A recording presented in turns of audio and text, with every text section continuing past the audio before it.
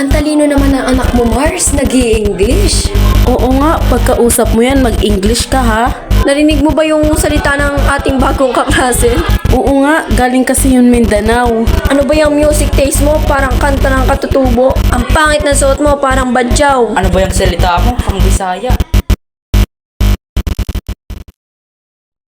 Bakit?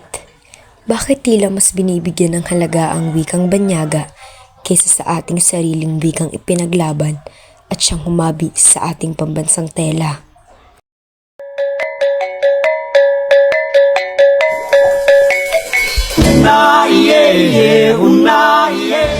Marhay nga aga, Naimbaga bigat, mahupay nga aga, mayap aaba, masantos siya kabuwasa, maayong aga, maayong adlaw.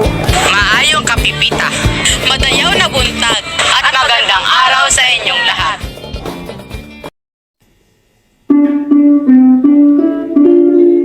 Ang Pilipinas ay binubuo ng humigit kumulang 7,641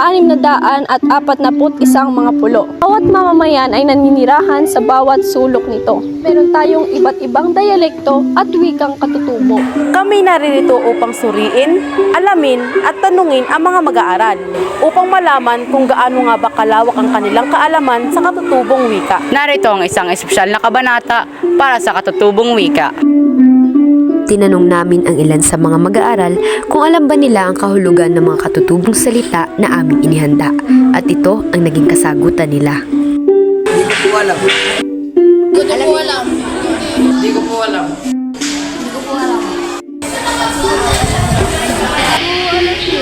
Dalawa mula sa 22 mag-aaral na aming tinanong ang nakakuha ng tamang kasagutan. Tinanong namin silang muli kung alam ba nila ang kahulugan ng mga salitang Ingles na aming inihanda at ito ang naging resulta.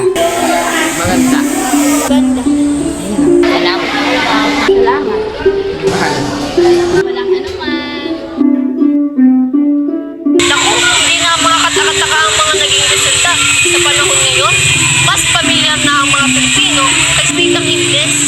Hindi ba't mas lalong nakakapagtaka? Mayroon tayong malawak na kaalaman sa wikang banyaga. Ngunit sa mga dialektong nagmula sa ating bansa ay wala. Mas pinagtutuunan na nga natin ng pansin ang kanilang mga pananamit, kultura, tradisyon, musika at wika.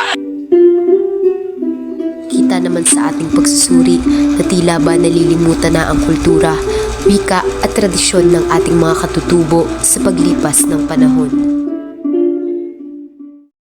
Para sa dagdag kaalaman, alam mo ba ang pinagkaiba ng Tagalog, Filipino, Pilipino? Tagalog, Filipino, Pilipino. Ang Tagalog ay isa sa 8 major languages ng Pilipinas. Ang Tagalog ay laganap sa Pilipinas, lalo na sa ilang rehiyon ng Luzon. Bakit nga ba kailangan ng isang national language? Ang Pilipinas ay mayroong higit sa 100 dialekto. Kailangan natin ng wikang mas kolektibo at ito ang wikang Filipino. Pilipino, tayo ay mga Pilipino na naninirahan sa Pilipinas. Pilipino ang siyang tawag sa mga mamamayang naninirahan dito sa ating bansa. Kaya sabay-sabay nating isigaw, wikang Pilipino, wikang mapagpalaya.